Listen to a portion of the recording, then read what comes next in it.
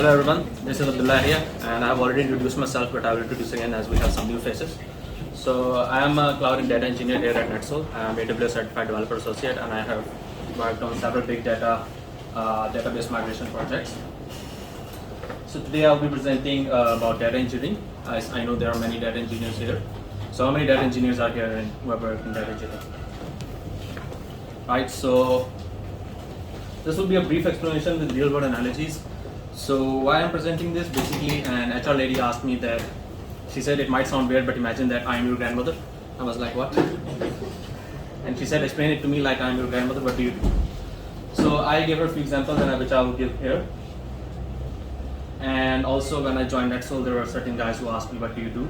So, and also this would be for my family if I want to tell my family what do I do, because they don't know, they don't understand that. So this is the agenda. As you know, I'm a data engineer, we play with data. So I will talk about data migration, the value of data, then data stream and data lake. So I will touch data analytics, some of the common terms. Then I will talk about the data engineer and how does AWS fits into the whole picture.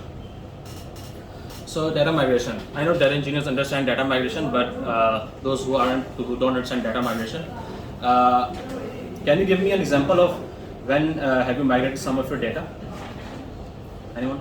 I can give you one. Yeah. I recently migrated my data from a Windows machine to my Mac. Yeah, that's a good example. But I actually have a similar example, which is iPhone to Android. So, or Android to iPhone, if you want to migrate, you migrate your data. So it's really that simple. We also migrate the data, but we migrate the data of companies, and the data is much larger in size. So you can have your photos, your call logs, your messages, your videos that you need to transfer, and that is usually in gigabytes.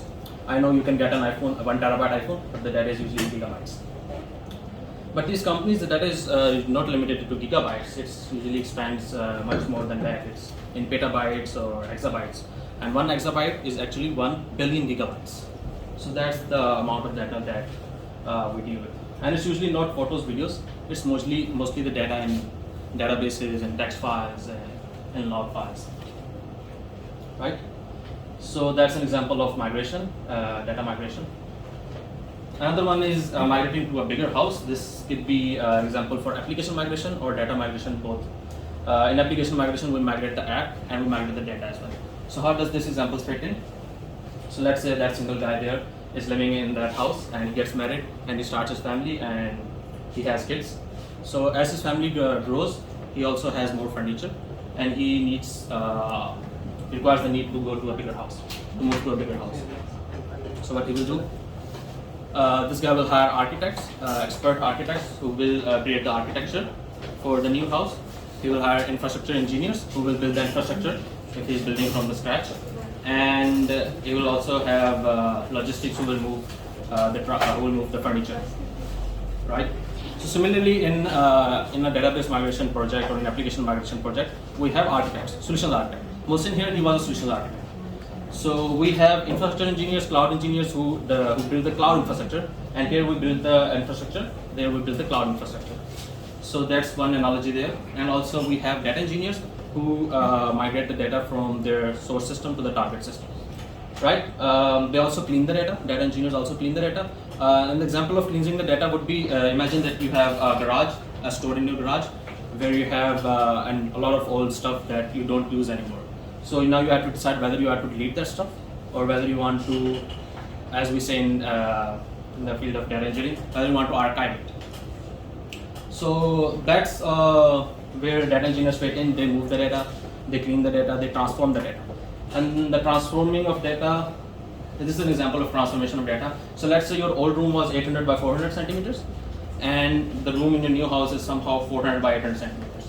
So the furniture and the bedroom will not be exactly similar in your new home. Why? Because the dimensions are different. You need to transform the plan. You need to transform the room design. So similarly, when we are moving the data, there is a need for transformation of the data. There is a need of cleaning the data and how we want to fit it into the target system. So far, so good. So this is the term, this is a phrase, data is the new oil. Have you heard this? Yeah, so why data is compared to oil? Because Number one reason is the value, like the value of oil. We all know the value of oil. So they say data is the oil of the 21st century. Data has become a lot valuable in the 21st century. So another reason is that just like oil, if we have data sitting at one place, it is of no value, little to no value. And here we see oil and gas deposit. Oil reserves are just sitting below the sand and rocks. So that oil is crude oil. It's a mixture of different types of oil. The oil we use in our car, the diesel, the oil we use to burn, and even sometimes cooking oil, right? So that all is mixed into a single crude oil. It's called crude oil. We extract that oil and then we pass it through these pipelines. These are refining pipelines which cleans the oil and then segregates the oil based on, let's say we want to segregate petrol, and maybe if there is cooking oil, we want to segregate that for different purposes. Similarly, we can extract the data, and that data extracted is of no value if we don't pass it through pipeline, if we don't clean it for special purposes, right? And then we can, the downstream systems of oil would be selling diesel and petrol at stations. And for data, we have some dashboards, which Mohsen was also saying, and I will also show later on, right? So this is how data compares with oil. They both pass through these refining pipelines, right? And also the next question arises that when does this data becomes big data, right? So we all know what is data, and when we all have data, but what is big data? So a simple answer would be any company, if a company find it difficult to process any data, whether it would be a single terabyte or gigabytes, that becomes big data for that company because they are finding it difficult to process. But more specifically, there are 5 B's of big data which helps us understanding big data. First one is volume. As the self-explanatory, volume denotes the size of the data, right? So as I mentioned, companies are no longer limited by gigabytes or terabytes. The data size of some companies have increased to petabytes, exabytes. And it is said that in 2020 it was said that more than 90% of data has been created in the past 2 years, right? Than the whole history of humanity. So that denotes how fast we are creating the data, and that denotes the velocity of the data. And that's the nice segue to the next point, which is velocity. As you know, if a company's data is increasing at a rapid pace, the need to maintain that data also becomes very important. So I can give an example that there are a few companies that gather real-time data, like continuous data, real-time data. An example of that is there's a food delivery company in Pakistan that offered discount offers every time a player hits a 6 in Pakistan Super League, right? So every time a player hits a 6, they offer a certain discount for 10 minutes. So here, as you can see, the data is only valuable in those in just few seconds. If you lose the data, if you don't capture the real-time data from every ball, and then you will lose then you will not be able to make that offer to your customers. So that's why the velocity of the data has increased, because the companies are gathering real-time data. Next one is variety. Companies have large variety of data. It can range from text files to images to Excel sheets to Google documents to PDF files, right? So this sometimes make it difficult to manage the data quality. For example, a Netsol employee will have a Google document and will also have an Excel sheet which is, let's say, a reimbursement form. And if in Google document there is a single name field and in the Excel sheet there is first name and last name, it will become difficult to match the Excel sheet with the Google document. So talking about data quality, this next point is veracity, which is the accuracy of data, or we can say data quality, right? An example of poor data is I was looking at the sheet where we all registered, and there were like some of our resources are from Netsol and they have added Netsol. Some have added Netsol, some have added Netsol technologies, and maybe some have added Netsol in lowercase. So if we want to find out all the resources from Netsol, it will become difficult because there are 3 different ways a Netsol being represented in that Excel sheet, right? And some might even leave that empty. So if we have that quality of data from a company, we have to pass it through a cleaning process, right? And after that cleaning process, that data becomes ready for the next stages. So that's how what is data quality, and how we can pass it through a cleaning process to make it high quality data. there are different stages. And we have last one, which is value. So a company can have a large amount of data, but if that data is no value, there's no need to process that data. An example would be like, let's say 90% of companies' data is at least 10 years older, and they are not that data is not valid. They are not using it anymore. So what we can do is either we can delete it, but we rarely delete the data. We don't delete the data. We archive the data into low-cost storage systems, right? So then we can build systems on top of valuable data, right? So these are 5 V's that help us understand what is big data and what forms big data, right? Now we'll talk about data streams and data lakes. So how many of you heard the term data stream or data lake, right? So yes, we are data engineers, we have heard this, but I was making a presentation to a sales guy, and he didn't know what a data stream and data lake was. And he asked me what's the data stream and data lake, so I thought, I couldn't sleep that night, and I thought of an example, which I'm going to share here. Right, so here you can see we have data stream and we have water stream. So here you can see this is water stream. What is a water stream? It's a continuous flow of water, right? And this is a lake. It's filled with water, right? And this is a stream flowing into a lake. I know not all streams empty into a lake. There are just a few streams that you can find which empty into a lake, but this is a good example, right? So that's how data streams and data lake are also related, right? And if I show you an example of a data stream, the continuous flow of data, let's say we have a user John who is on our e-commerce website and he purchases so many places in Dubai. What we do, we capture the real-time data. We are capturing that event, we are capturing the name, the product name, right? And we have another user Joe who also purchases the same product. And we have another user Jane who uses her smartphone to purchase the same product. And we can have a lot of other users purchasing the products, and we are capturing those events, right? We can also have users sign up to our application, and we are capturing all those events. So once we have a data stream, we can pass it to a data lake. We can store the data into a data lake. And if we store the data just as it is, that's called the raw data, right? Raw data. And we can also pass it to the next stage. We can convert the data into a tabular format or into some different kind of format. So here you can see the same information is presented in a different way. So that's also called transformation and conversion of data from one type to another. Right? So far so good. So now we'll briefly touch on data analytics. I will not go into detail because this is just explanation with some analogies. So as the name suggests, data analytics means analyzing data to make informed decisions. What is informed decisions?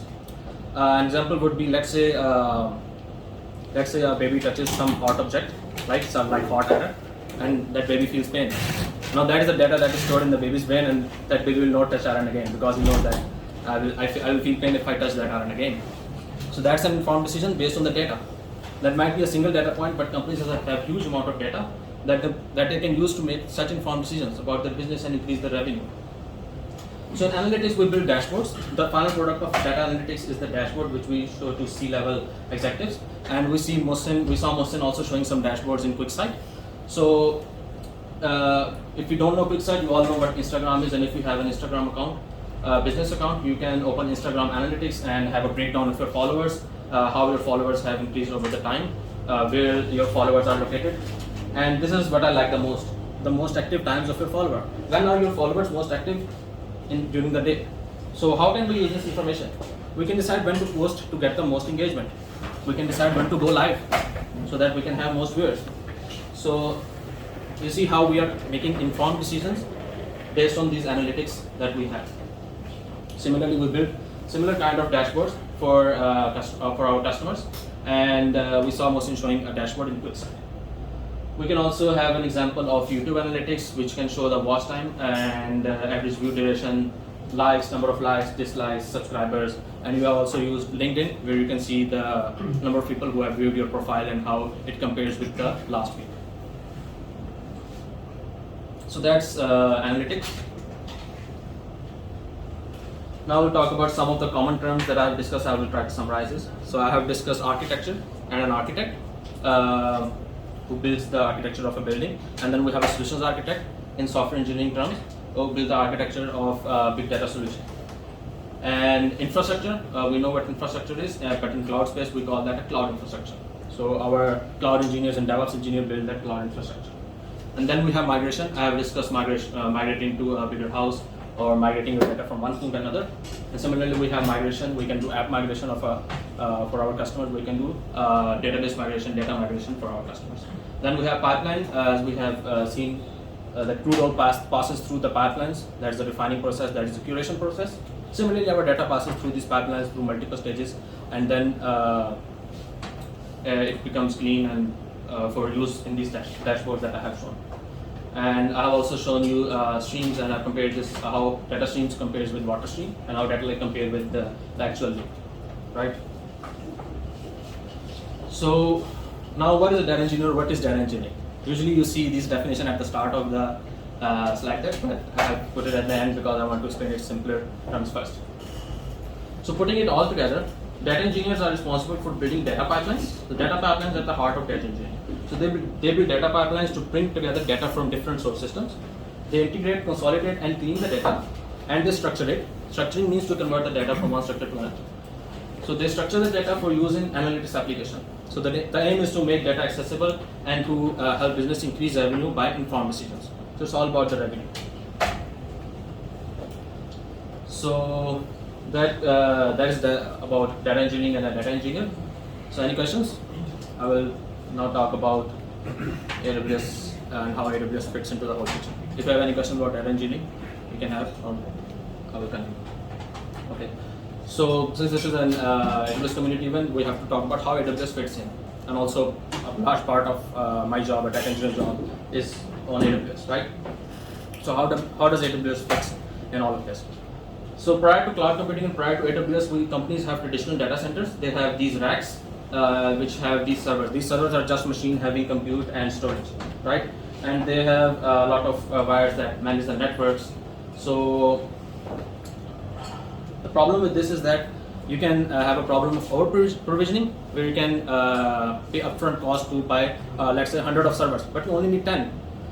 The ROI on the remaining 90 servers, you are not getting any return on investment on your remaining 90 servers. So this is called over provisioning, and you are not getting the required ROI that you want, return on investment, right? And the other problem could be under provisioning. Let's say you only have, let's say, 10 servers. What can happen is that during the New Year sale, your e-commerce website can have a lot of customers, a lot of traffic, and it can choke your system. So that is also bad for you. That's under provisioning. That are the disadvantages of having a traditional data center.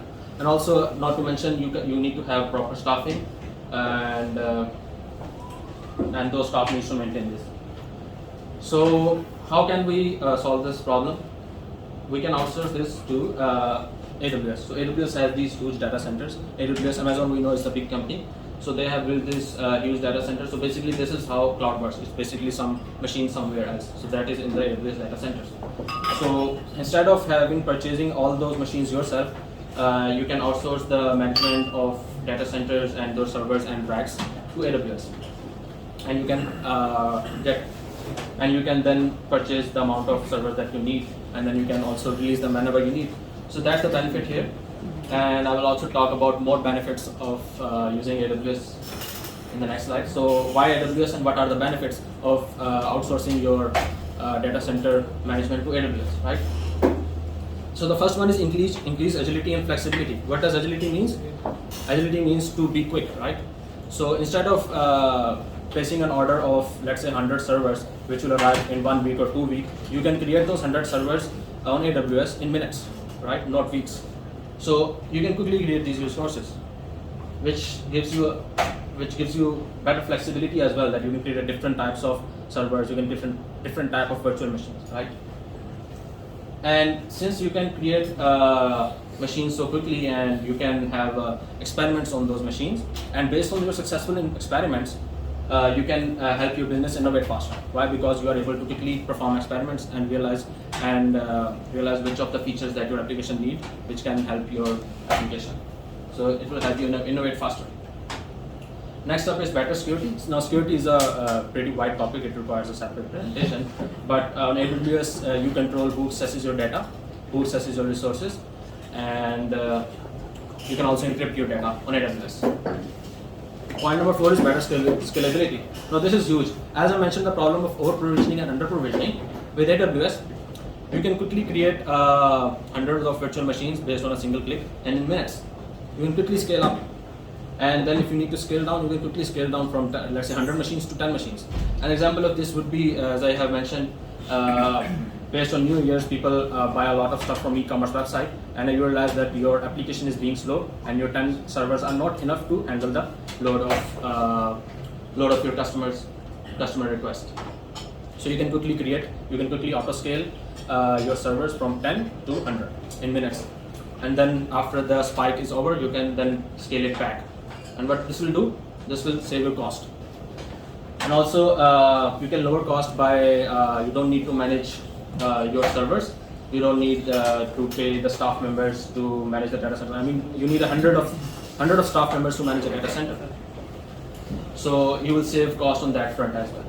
Also, what customers don't realize is that sometimes they don't see that the servers that they are managing will wear and tear, and once they are malfunction, you need to buy it again. So the cost is usually not accurately calculated.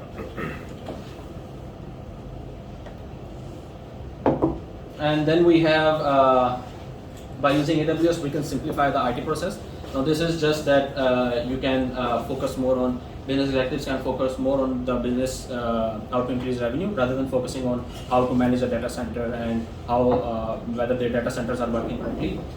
So they can shift their focus on the actual business. And point number 7 is that you can go global in minutes. So AWS has multiple regions around the world, in Americas, in Europe, in Africa, in Asia, and in Oceania. So if your user base are in, let's say, in Americas, and suddenly your user base have started growing in Europe as well, then you can deploy your application in a European region. So which will what will happen is that it will serve traffic faster to your European customers. And there are more advantages.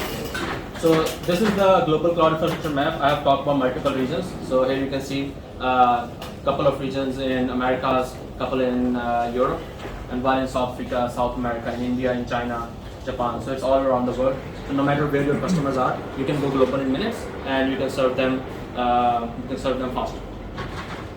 Right. So yeah. So that concludes about the benefits of AWS and what is data engineering. Any questions? No. I want to just get home. Okay. So I guess you are thirsty and hungry. Thank you so much.